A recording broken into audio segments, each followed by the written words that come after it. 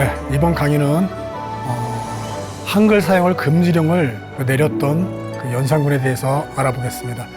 우리가 연산군 하면은 황금무도하고 폭압적이고 막 이렇게 패륜적인 행태들을 많이 알고 있는데, 또 이 한글 사용을 금지했던 그 임금이기도 합니다. 그래서 왜 그 한글 사용을 금지했는지를 좀 알아보도록 하겠습니다. 이 한글은 우리가 다들 너무너무 잘 알고 계시듯이 훈민 정음이라는 말을 갖고 있습니다. 그러니까 훈민정음이라는 그 뜻은 뭐냐면은 바로 이제 백성을 가르치는 올바른 소리다, 바른 소리다, 이러한 그 뜻을 갖고 있는 것이죠. 그래서 이 훈민정음은 이때 당시에 이 반포하고 나서 상당히 인기는 없었습니다. 그러니까 결국은 양반들이나 또는 그 주변에 있는 이 권력자들, 그리고 이 특별히 또 이 한문을 숭상했던 사대부들이 이 훈민정음 보기를 아주 우습게 봤던 것이었죠. 그래서 언문, 언서 이렇게 이제 훈민정음을 불렀습니다. 그러니까 뭔가 이렇게 이 상놈들이 쓰는 말이다, 이런 의미를 담고 있었던 것이었죠. 그래서 이 훈민정음이 반포되고 나서 이 상당히 별로 이렇게 양반들로부터 푸대접 받았던 말이었고, 진짜 글은 한문이고, 그리고 이 훈민정음은 가짜 말이다, 그러니까 진서 그리고 언서 이렇게 또 부르기도 했습니다. 이 훈민정음이 당시 반포되고 나서 누가 주로 사용했냐면은 이 여성들, 그리고 스님들이 많이 배웠다고 합니다. 그리고 이제 배우고 나서 이제 많이 이 한글을 썼다고 그래요. 그래서 이 양반들은 뭐라고 불렀냐면은 다시 또 이 여성들이 많이 이 훈민정음을 사용하기 때문에 암클이다라고 말했다고 해요. 그러니까 이 여성을 짐승으로 아주 비하했던 것이었죠. 그러니까 그런 글이다, 그래서 암클이라고 했고요. 또 스님들이 이제 이 훈민정음을 이제 쓰니까 중글이다라고 또 이 스님들을 비하했습니다. 그래서 암클 중글이란 말로 이렇게 이제 훈민정음을 아주 천시했던 글이 바로 또 훈민정음이었습니다. 그래서 백성들이 쓰는 글로서 봤기 때문에 또 이 상놈들이 쓰는 글이다, 그래서 상글, 이 쌍글이라고 또 불렸다고도 합니다. 그래서 이렇게 훈민정음은 처음 반포되고 나서 이 기피 대상이었고, 이 기피 대상이었던 이 글은 상당히 이렇게 이제 양반들이 주로 지배계층이 글을 사용하는 사람들이 쓰지 않았기 때문에 별로 이렇게 사용되지 않을 것 같았지만, 상당히 쉬웠던 관계로 백성들은 이 훈민정음을 빨리 수용했나 봅니다. 그래서 아주 쉽게 빨리 배워 나가기 시작했어요. 훈민정음은 우리가 지금 쓰고 있는 이렇게 이제 기역, 니은, 디을, 이 자음과 모음, 이러한 것들을 이렇게 이제 해례본까지 만들어지면서까지 어떻게 발음하고, 또 어떻게 이것은 또 이제 합쳐서 쓰이게 되고, 이런 것들을 아주 자세하게 만들어졌던 책이었던 거죠. 그래서 1446년인가요? 그때 조선 초에 반포되었던 훈민정음이었던 것이었죠. 훈민정음이 이제 반포가 되고 나서 이제 백성들로 하여금 쉽게 수용이 되고 많이들 이제 사용하고 쓰고 있는데, 갑자기 연산군 때 어느 날 연산군이 한글 사용을 쓰지 못하게 이제 하게 되는 겁니다. 그 이유는 뭐였냐면은 연산군이 이제 자기를 어떤 그런 행태들을 비판했던 이런 투서가 이제 보게 됐던 것이었죠. 근데 그 투서가 바로 한글로 써 있었던 것이었습니다. 그래서 한글로 누가 쓴 사람은 이름을 남기지 않고 이것이 이제 알게 됐던 것이었죠. 그러니까 어떤 사람이 연산군의 처남이었던 신수영 집에 투서를 보냈습니다. 그러니까 누가 그때 그 재용감의 그 이규라는 사람이 이제 그 한글 임명서를 가져오게 됐던 것이었죠. 그러니까 재용감이라고 그러면 그 당시에 왕실의 식품이나 의복을 그 마련하는 그런 관청이었는데 거기서 일하는 자가 이규가 그 한글 임명서를 가져와서 그 신수영의 집에 주고서 이제 사라졌던 것입니다. 그러니까 신수영이가 그것을 봤는데 너무너무 놀라운 글들이 써 있었던 것이었어요. 그 글에는 바로 연산군이 황후무도, 그러니까 상당히 뭐라 그럴 거야, 술과 여색을 좋아하는 어떤 그러한 그 은유적인 말이죠. 거칠고 음란하다. 그리고 사람으로서 지켜야 할 도리가 없는 이러한 아주 그냥 그 폐륜적인 행동들의 글을 썼던데 그게 한글로 썼던 것이었죠. 그래서 신수영이가 처남이 그 글을 보고 놀라가지고 그것을 연산군에게 가져가서 보고하게 됐던 것입니다. 그래서 그 보고를 받은 연산군이 그것을 보고 너무나 놀래서 재영감에 있던 이규를 붙잡아와서 이제 묻는 것이었죠. 네가 이 글을 신수영 집에 보냈느냐 하니까 이 사람은 자기는 그런 거를 보낸 적이 없다라고 하는 것이죠. 그래서 이것은 뭔가 그 익명으로 된 투서로 이제 그 판명이 됐습니다. 그러니까 누가 보낸지도 모르고 그 이규라는 사람은 또 보낸 적도 없다고 그러고 이제 그렇게 됐던 것이었죠. 그러니까 조선시대 때 관행상 그 익명사라는 것은 아주 그 보지도 않고 폐기 처분하는 것이 관행이었다고 그래요. 왜 그러냐면 자기 이름을 숨기고서 이렇게 이제 그 흉모를 꾸미기도 하고 무고로 이렇게 없는 죄를 만들어서 이렇게 이제 그 억울한 누명을 씌우기도 했는 것으로서도 많이 쓰였기 때문에 폐기 처분하는 것이 관행이었는데 연산군은 폐기 처분하지 않고 일을 크게 벌렸다고 해요. 그래서 그 익명서에 나와 있는 것들을 가지고 보고서 거기에 그 나와 있는 등장이 했던 사람들을 갖다가 이제 붙잡기 시작하는 겁니다. 그 내용은 뭐냐면은 이제 그 3장으로 돼 있었어요. 그러니까 그 익명서가 3장으로 돼 있었고 한글로 써 있었고 그 안에 나와 있는 인물들은 이제 한문으로 쓰였다고 합니다. 근데 첫 번째 장에는 어떻게 쓰였냐면은 계금, 덕금 뭐 이러한 그 은여들이었어요. 계금이 말하기를 옛 임금은 난시일지라도, 그러니까 어려운 시기일지라도 이렇게 사람을 죽이지는 않았는데 지금 우리 임금은 어떤 임금이기에 신하를 파리 머리 끝에 죽이는가? 어느 때나 이를 분별할까? 덕금이 말하기를, 그리고 나서 이제 덕금이 말하기를 주상이 이와 같다면 반드시 오래가지 못할 것이니 여기에 무슨 의심이 있으랴. 그러니까 이 이야기는 뭐냐면 이 계금이라는 은여는 그 연산군이 많은 그 신하들을 죽인 거에 대해서 비판한 거예요. 그러니까 이게 이제 그 7월에 이 투서가 한글 임명서가 이제 들어온 건데 바로 4개월 전, 그 4개월 전에 갑자사화가 일어난 거죠. 그래서 그 연산군의 생모였던 그 패비 그 윤 씨, 그리고 패비 윤 씨와 이 패비 윤 씨를 이 사사시키기 위해서 논의했던 이런 그 사림, 훈구파 이러한 그 신하들을 그 연산군이 모조리 다 죽이지 않습니까? 그러면서 피바람을 일으켰죠. 이제 그러한 것을 이제 두고 얘기하는 거예요. 은여들이. 그 은여가 계금이가 이렇게 사람 죽이는 것을 파리머리 끝에 죽이고 있다. 이렇게 그 분별 없이 하고 있는 연산군에 대해서 비판을 아주 그냥 했던 것이었죠. 그리고 그의 친구 덕금은 주상은 이제는 오래 가지 못한다.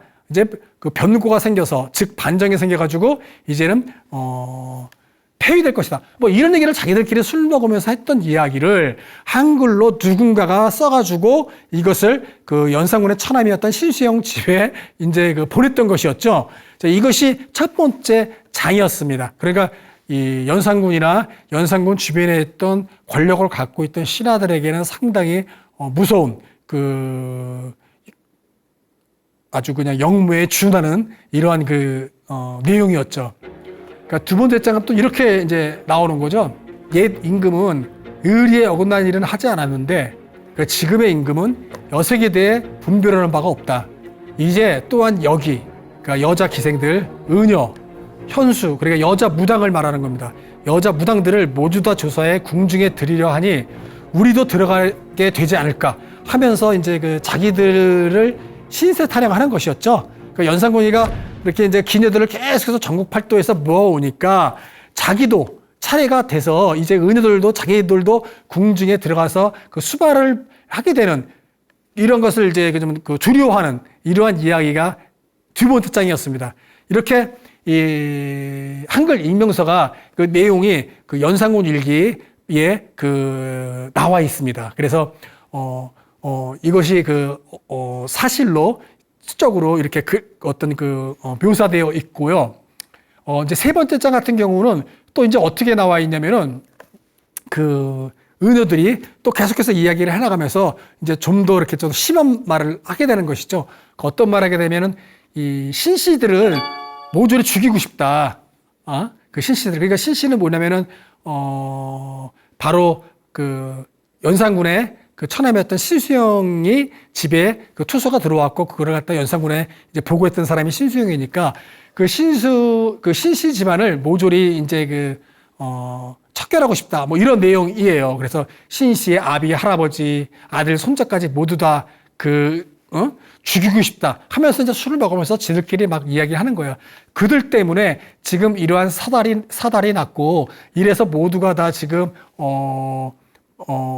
언제든지 우리 은효들이 이 궁녀로서 이러한 기생으로서 그러한 역할을 하게 될 것에 두려워했던 모습들, 막 이러한 것들이 이제 또 세 번째 장에 또 아주 더 자세하고 아주 심한 말로 이렇게 써 있다고 합니다. 그래서 이것이 바로 한글 익명서고, 이 한글로 되어 있는 것이 이제 연산군이 보게 됐던 것이었죠. 그리고 연산군이 그걸 보게 되니까 당연히 뭐 계금, 덕금, 은효들을 모조리 잡아다 놓고, 또 이제 그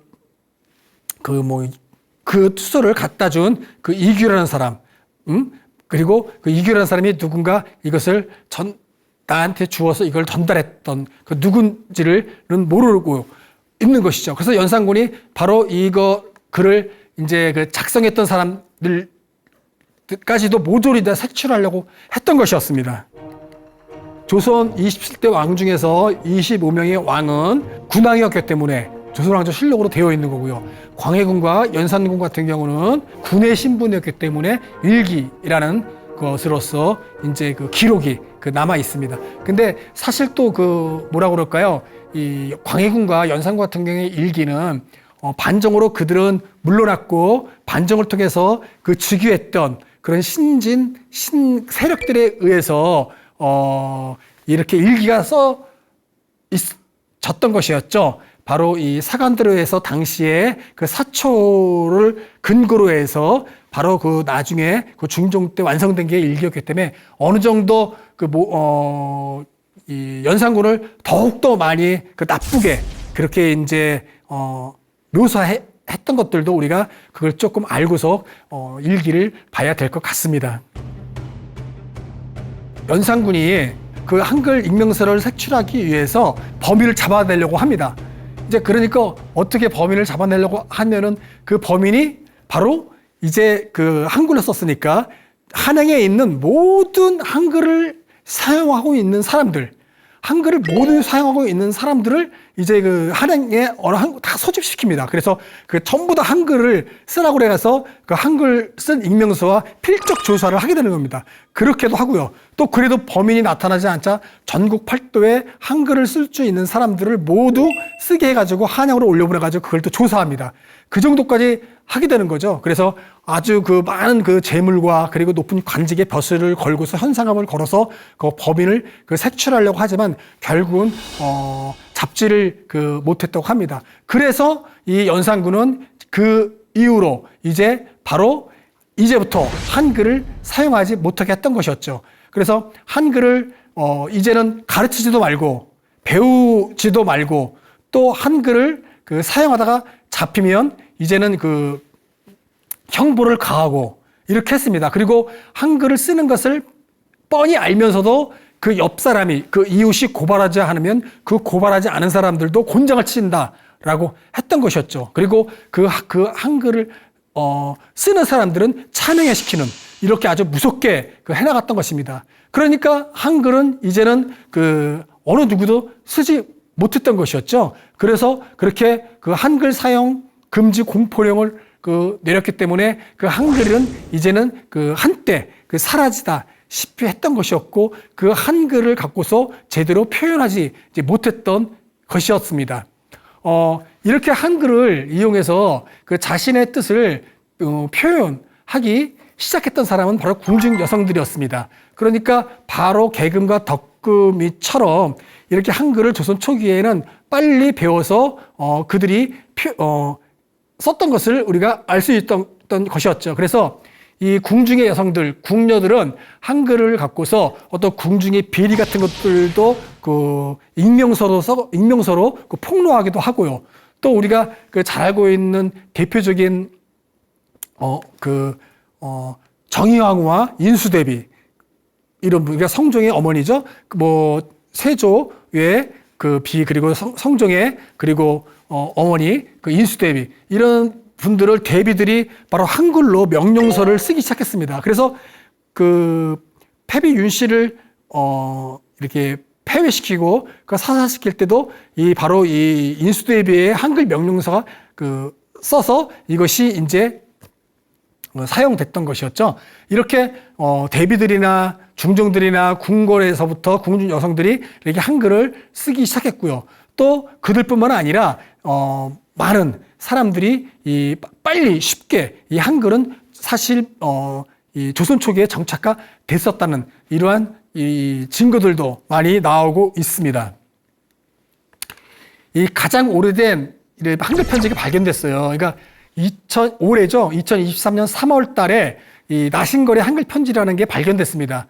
가장 오래된 것이고 이것이 그 나신걸이라는 사람이 그 1490년대 때 하급 관리로 이 함경도인가 있었다고 해요. 근데 이 나신걸이가 이 한글 편지가 바로 그의 부인이었던 신창맹 씨의 무덤 그 대전 그 유성에 있던 대전시 유성에 있던 무덤에서 발견됐습니다. 그래서 그 안에 뭐 여러 가지 뭐 유물들도 발견됐지만 바로 이 편지가 발견된 것이에요. 그 편지가 한글로 되어 있었습니다. 그리고 그 한글에는 어떤 내용이 나와 있냐면은 자기가 휴가를 가기로 되어 있었는데 그 휴가를 상사가 못 가게 한다. 그래서 나는 집에 가서 아기도 보고 싶고 어머니도 보고 싶고 해서 상당히 뭐 들떠 있는 그런 기분들이 이제 여기에 이제 써져 있는 것이죠. 그런데 상사가 못 가게 해서 너무나 뭐 한스럽다. 이러한 기록들 그리고 상사를 이제 뭐 이렇게 막 뭐라고 그럴까요? 이제 욕하는 뭐 이러한 것들을 이제 이런 글들이 그 주요라는 그 글이라고 합니다. 그래서 한글로 그것을 상당히 자세하게 묘사돼 가지고 저렇게 길게 써 있던 것이었어요.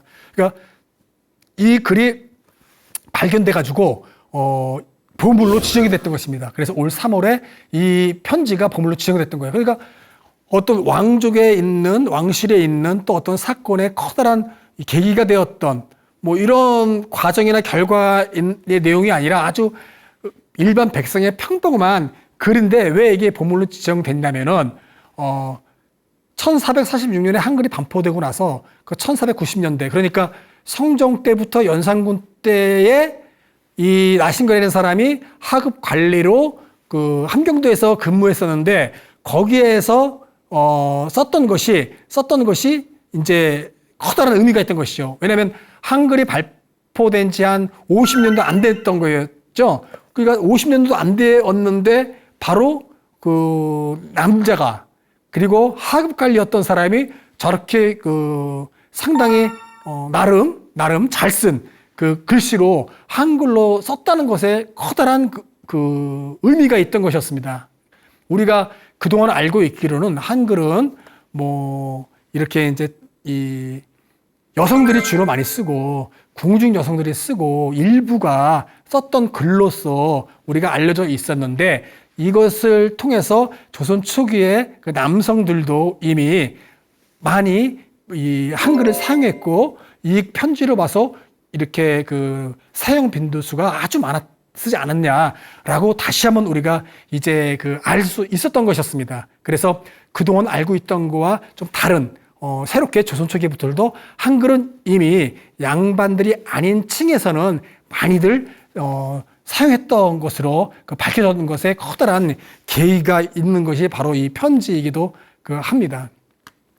자, 이렇게 연산군의 어떤 패륜적 행동이 이제 밝혀지게 된 것은 실록 기사에도 많이 나와 있지만 바로 이 아까 그 한글 익명서 그 추서에서도 그 간단하게 알 수 있듯이 바로 이러한 것들을 이 연산군은 자기 스스로가 이 과오를 남들로부터 듣는 것을 비판되는 것을 아주 너무너무 싫어했기 때문에 이런 패륜적인 이런 그 행동들이 더욱더 많이 이제 심하게 했었다고 합니다. 그러니까 연산군의 패륜적인 이런 행동들은 처음 시작은 이 갑자사화가 일어나기 전부터 이미 사실 1년 전부터 시작은 좀 됐습니다.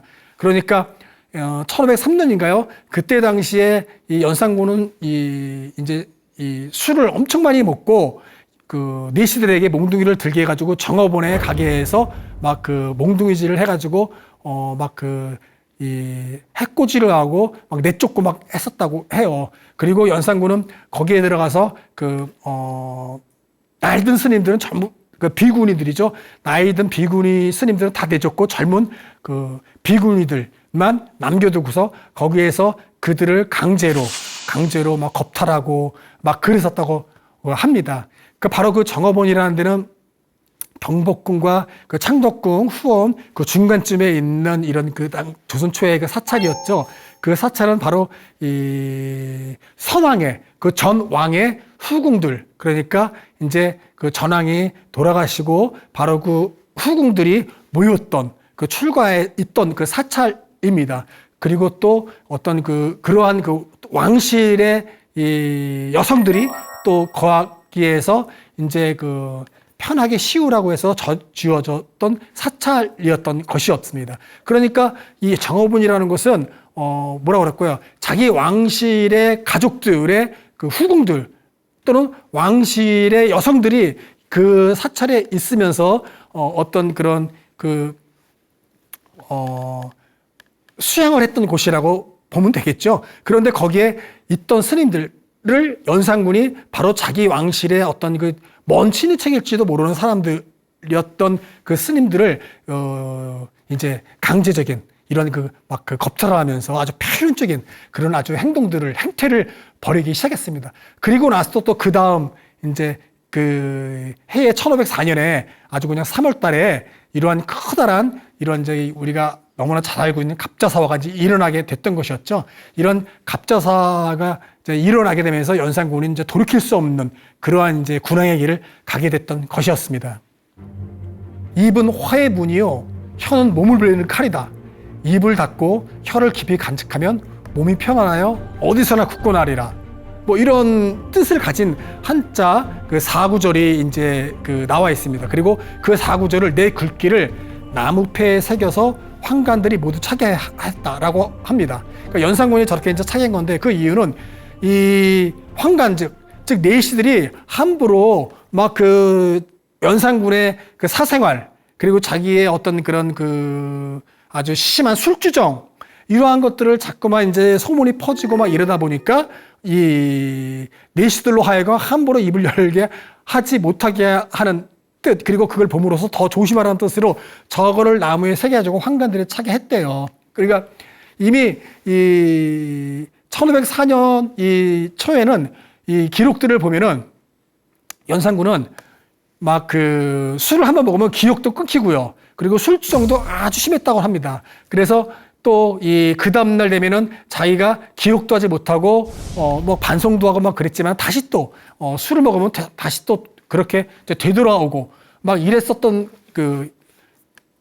저기 한두 번이 아니었었나 봅니다. 뭐 신하가 이세자라는 신하가 뭐 자기 양로연 때 잔치 때 술을 연산군 옷에 쏟았는데 그 쏟은 죄로 뭐 유배를 가기도 하고요. 그죠? 뭐 아주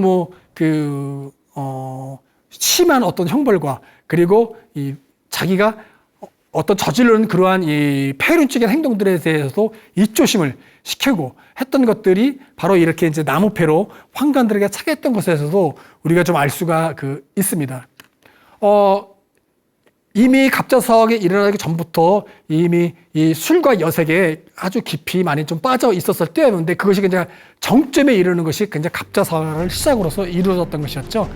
이 갑자사화의 이제 시작은 연산군이 자기의 내부이고 또 자기 아버지 성종의 그 사위였던 그 집에 이제 그 행차를 하게 됐습니다. 그러니까 그 집에 행차하게 되는데 그래서 임수홍인가요? 이제 임숭재인가요? 이 매부의 집에 이제 찾아가게 되는데 그 찾아가서 술을 한잔 하면서 자기의 그 이제 아버지 그 임사홍을 이제 그 소개시켜 줍니다. 그래서 자기 아버지를 소개시켜 주는데 그 아버지가 했던 말이 뭐냐면은 연산군에게 연산군의 어머니 패비 그 신씨가 그렇게 사사하게 되는 거는 바로 그 주변에 있었던 뭐 이세산이 윤필상이니 뭐 이러한 인물들 그리고 또 이 후궁이었던 그 사람들 뭐 정소용 그리고 또 엄수경인가요? 이렇게 엄수경, 정소영 이렇게 후궁들이 모함을 해가지고 그 모함을 신하들이 그 이세자, 윤필상 이러한 신하들이 이것을 논의해서 그 어머니를 죽였다라고 이제 얘기했던 것이죠. 거기에 연산군이 놀라가지고 궁궐에 들어와가지고 이제 술은 취했고 그 자기 대비였던 할머니를 밤중에 막 11시 1시인가요? 그때쯤에 그 삼경에 찾아가가지고 그 대비한테 찾아서 왜 우리 엄마를 죽였냐고 이제 그때부터 이제 막 난리를 치고 막 칼을 떼고 막 이랬던 그 사건이죠. 그리고 거기에 엄수경, 정소영 그 후궁들, 성종의 총애를 받았던 그 후궁들과 그의 아들들, 그 성종의 아들들이죠. 그 자기의 이복 형제죠. 그 형제들까지 그 후궁과 그의 아들들도 다 그 자리에서 밤중에 죽여버리는 거죠. 이러한 이제 아주 끔찍한 일을 저지르고 그 다음날 아침에 그 자기 엄마의 어떤 그런 그 폐위를 시키고 그리고 사약을 먹게 했던 그 논의에 참가했던 신하들을 모조리 다 이제 그 수청시키는 겁니다. 그리고 이미 죽은 한 명의 남효원 이런 그 신하들도 그 부광참시 그러니까 무덤에서 시신을 빼내가지고 다시 그 시신을 잘라내서 그 길거리에 효수시키는 그러한 일들을 벌였던 사건이 바로 갑자사화였던 것이었죠. 그래서 이 갑자사화를 벌리고 나서 이제는 거의 그냥 막 미친 듯한 그러한 이제 행동을 그 보이기 시작했던 것이었습니다. 자, 바로 이러한 행태들을 그 벌렸던 게 그 이제 이런 갑자사화가 그 3월 20일 날 일어났고 이 익명사가 이제 7월에 이제 들어왔던 것입니다. 그러니까 갑자사화가 일어나면서 이 개금이와 덕금이 은여가 이런 왕의 행태들을 끔찍한 왕의 행태들을 그 익명서에 이제 나타났던 것이었고요. 그리고 또 뭐 은연이 현순이 그리고 막 그 관기 기생들 이러한 그 여자들을 이제는 막 그 이제 전국에서 모으니까 자기들도 궁궐에 있던 은여였던 자기들도 바로 이제 그러한 그 후궁처럼 되는 것이 아닌지 걱정하고 겁내했던 내용들이 바로 한글 바로 익명서에 나타났던 것입니다. 그러니까 자기가 그렇게 저질렀던 모든 행동들이 그 내용에 그 한글 익명서에 나오기 때문에 연산군이 한글 금지령을 공포하게 됐던 것이었죠. 자, 이렇게 그 개금이와 덕금이 고운지 이런 그 은여들이 걱정했던 이유는 바로 흥청과 운평회라고 그래가지고 이 전국 팔도에 있는 실력과 미모를 갖춘 여자들을 이제 한양으로 다 막 모으기 시작하는 겁니다. 우리가 잘 알고 있는 그 흥청거리다. 흥청망청도 바로 저 흥청에서 나왔던 이야기죠. 그러니까 이 흥청거리다 뭐 이렇게 막 되게 막 그 사치와 낭비로서 이렇게 이제 막 잔치를 벌이거나 막 이렇게 자기의 그 분수에 맞지 않게 넘쳐날 때 흥청거린다 막 이런 말 하죠. 또 흥청망청이란 말도 이제 대비되는 망청까지 붙여가지고 지금도 쓰고 있는 말이 저 흥청이란 기생들에게서 나왔던 말인 것이었죠. 흥청은 무슨 말이냐면은 사해 그러니까 이 더러움과 그리고 이 사악함을 깨끗이 씻어낸다라는 말이 흥청입니다. 그러니까 이 청정함으로 이 더러움을 씻어내서 청정함으로 부흥시킨다는 말이 흥청입니다. 그리고 운평이라는 말은 태평한 운수를 만났다라는 뜻이에요. 그러니까 이런 흥청을 통해서 더러움을 씻어내서 태평한 세상을 이루겠다는 뜻이 운평이에요. 이런 뜻을 가진 아주 좋은 말이 기생들에게 붙여졌습니다. 그래서 그 기생들 중에서 가장 뛰어난 그 미모를 갖춘, 실력과 미모를 갖춘 이런 기생들 300명에게 흥청이라고 했고요.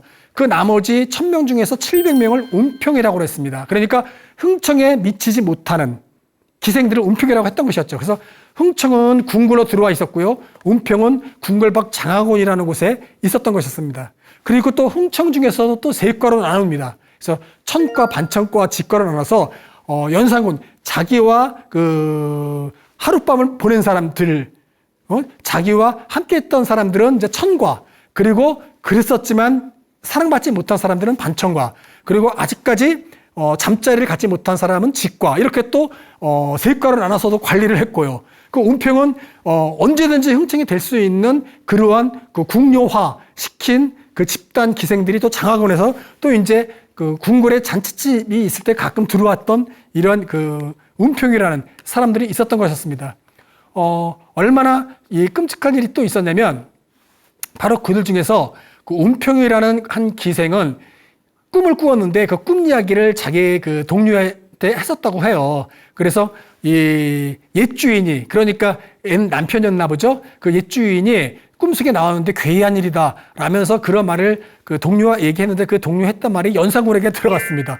그러니까 연산군이 바로 어떠한 그 쪽지를 적어가지고 그 뇌시에게 밖으로 내보냈었나 봅니다. 그러니까 좀 있다가 며칠 있다가 보니까 그 운평과 같이 함께 연산군에 있으면서 그 뇌시가 이 쟁반을 갖고 들어왔었다고 해요. 그래서 그 은쟁반을 열어보라고 했더니 그 운평이 은쟁반을 열어보니까 옛 주인, 즉 전 남편의 머리가 있었다라고 합니다. 이것은 이제 야사에 나오는 얘기인데 이렇게 아주 상당히 좀 이 폭정적이고 끔찍한 어떤 사례로서 이게 아마 야사에서 지금까지도 그 들어오는 얘기인 것 같습니다. 또 후궁 장록수는 실록에 나와 있는 아주 유명한 그 후궁이죠. 그 운평에 그 옥지화라는 인물이 있었는데 그 옥지화가 잔칫날 이제 흥을 돋구기 위해서 이제 기생이 들어와서 나옵니다. 그런데 잔칫날 연회를 베푸는 도중 그 장록수의 치마를 운평 옥지화가 밟았대요. 그러니까 이 장록수가 그걸 연산군한테 그 말을 했었다고 합니다. 그러니까 그 말을 하고서 이 운평 옥지화를 어떻게 했으면 좋겠냐고 하니까 이 신하들, 그 영의정, 좌의정, 좌찬성, 우찬성, 뭐 판서들까지 아주 그냥 뭐 그 높은 대에 관련된 있던 사람들이 모두 옥지화를 능지처참시키는 형벌에 처해야 된다고 이구동성으로 다 외쳤다고 해요. 이제 그래서 이 옥지화를 이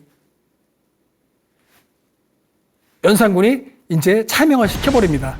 그리고 이 처음에 연산군이 이렇게 이제 그 어찌하면 좋겠냐라고 말하기 전 이러한 치마를 밟았던 것을 갖고서 대사원, 대간원 이러한 이 간관들이 옥주화를 처형해야 한다는 말을 하지 않았다고 그래서 그들도 모두 강령시켰습니다. 그러니까 그 정도로 총애를 받고 있었던 장록수의 치마를 밟았던 옥주화는 끔찍하게 바로 죽었던 이야기가 이렇게 또 이제 그 실록에도 그 나와 있습니다. 한편 이 장화곤에 있는 뭐 운평이니 채용이니 뭐 이런 그 또 등급이 매겨진 기생들이 있는데 이들에게는 남편과 아이들도 만나지 못하게 했대요. 왜냐면은 그들이 잔치집에 들어와서 흥청을 만나서 들었던 이야기, 또 궁궐에서 있었다가 들었던 이야기들을 다시 또 남편과 또 자식들에게 이야기할 수 있을지 몰랐기 때문에 절대 이 남편과 아이들을 만나지 못하고 장화곤이라는 곳에서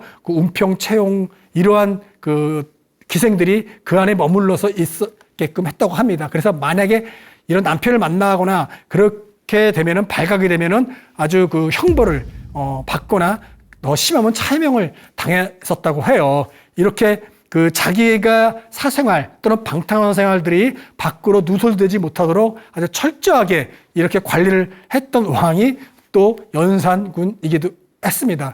이러한 연산군이었기 때문에 이 연산군은 결국은 중종 반정으로 이제 폐위를 하게 됐던 것이었죠. 이 중종 반정에 가담했던 이러한 인물들은 바로 패비신 씨의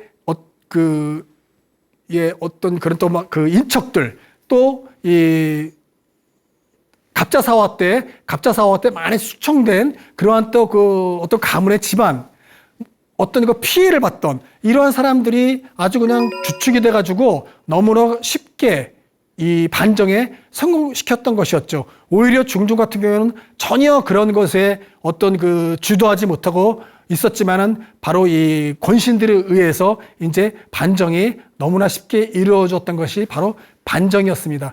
이 반정하는 날 밤에도 연산군은 전혀 그 기미도 채우지 못하고 그 술과 그 여색에 빠져가지고 있었다고 합니다. 그래서 순식간에 반정이 일어났고 그것이 성공해서 너무나 그 초라하기 그지없도록 혼자서 이 제도로의 모습을 갖추지도 못하고 이렇게 창덕궁서부터 창경궁 끝에 지금의 서울대학교 병원의 앞에 선인문이 있는데 그 선인문까지 그냥 뛰어서 글로 도망쳤던 모습들이 그 실록에 나와 있습니다. 그러니까 너무나 급작스럽고 쉽게 그 반정이 일어났고 됐기 때문에 이 중종과 그 반정을 성공시켰던 공신들은 미처 준비하지 못했던 것들이 많았었다고 해요.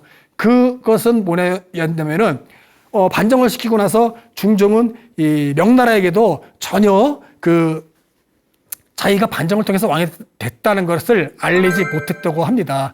그 이유는 연산군을 그렇게 그 폐위시키고 교동으로 유배를 가고 또 2달 만에 죽었기 때문에 이 죽었던 사실에 대해서 상당히 많은 그 어떤 잘못된 그 오해를 받을 수 있는 이유가 충분했었나 봅니다. 그래서 이 연산군이 폐위됐고 또 죽었다는 것을 이 끙끙거리면서 알리지 못하고 있다가 이제 나중에서야 그것을 이제 알리게 됐다고 해요.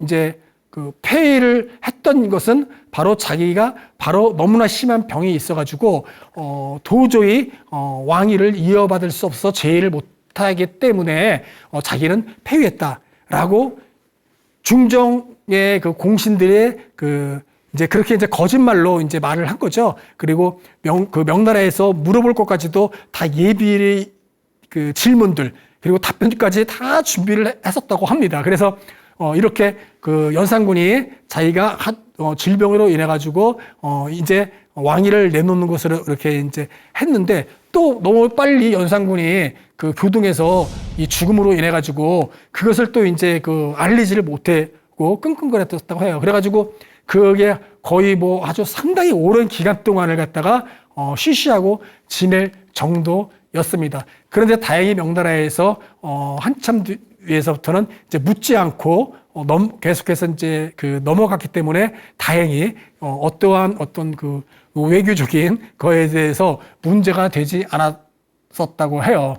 이렇게 연산군은 말로가 비참하게 이렇게 교동에서 쓸쓸히 이제 죽게 되었던 그 왕이 연산군이었던 것이었죠. 그렇게 연산군은 교동에서 죽고 나서 패비신 씨의 어떤 그 주청, 상소에 의해서 자기 패비신 씨의 외할아버지 그 땅이 있었던 인평대군의 묘역, 세종의 사남이었던 인평대군의 묘역이었던 거기에 연산군을 묘를 만들게 됐던 것이었습니다. 그리고 패비신 씨도 마찬가지로 그 옆에 이제 안정하게 됐던 것이었죠. 지금도 교동에 가 보시면은 유배지의 어떤 것을 볼 수가 있는데 지금은 유배지의 흔적은 전혀 찾아볼 수 없고요. 이제 강화군에서 간단하게 어떤 위리안치 했었을 때의 초가집 같다는 집을 갖다가 만들어서 거기에 유배 문화관이라고 그래가지고 그걸 만들어서 이제 간단하게 볼 수 있도록 그렇게 이제 초가를 만들어 두기도 했습니다. 이렇게 오늘 그 연산군이 한글을 그 금지령을 내려서 한글 사용을 못하게 했던 조금 잘 알려지지 않은 그러한 이야기를 좀 했습니다. 그리고 가장 중요한 이유는 가장 중요한 것은 무엇이냐면 훈민정음이 만들어지고 조선 초에는 여성들과 어떤 그 백성들 그리고 스님들이 주로 사용했다라고 그리고 쌍글이라고 그래가지고 천시되었던 글로서 알려져 있었는데 그 나신걸의 한글 편지가 발견됨으로써 그 편지가 바로 중급 간원이었던 인물이 아주 상당히 잘 쓴 글씨체로 해서 썼던 것을 봐서는 조선 초에도 많은 이러한 그 백성들이 이미 이 한글을 사용하고 있었다는 것이었죠. 또 이 당시에 그 은여들이 한글 익명서 투서를 이렇게 이제 썼 것들. 그러니까 궁녀가 그 한글 익명서를 쓰지 않고 그 은여였던 이 개금이와 덕금이의 내용들을 누군가는 글로 써가지고 투서했던 거였죠. 그것으로 봤을 때 이미 이 조선 초에 많은 백성들이 이 한글을 어쩌면은 읽을 수 있었고 아니면 더 나아가서 쓸 수도 있었던 층들이 어쩌면 우리가 알고 있는 것보다 더 많이 이미 형성이 되었다는 것을 우리가 알 수 있는 것이 바로 나신걸의 한글 편지였습니다. 네, 이것으로 강의 마치도록 하겠습니다.